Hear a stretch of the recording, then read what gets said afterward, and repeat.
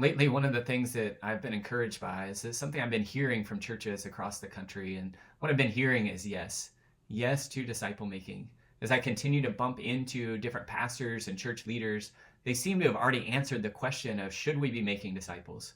And their answer of should we is yes. And that is so encouraging. And maybe you're one of those people, or maybe your church is moving in that direction. And as you're moving in that direction, there's a couple other questions that we really need to answer before we start running ahead and trying to do it. The first of those questions is how? How do you make a disciple in a world that's focused on making consumers? In a culture that seems to be focused on capturing attention and keeping people in tension with each other rather than giving attention to becoming more like Jesus. So how do you do it? The other question, and it might even be more important than the how question, is the what question. What is a disciple?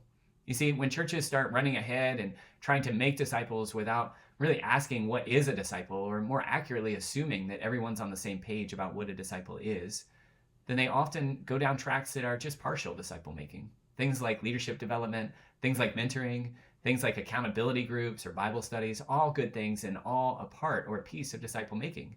But if we don't have the whole picture in mind, and if we don't align ourselves around the clarity of what a disciple is within the context of your church culture, we end up in places that really don't lead us where we're trying to go.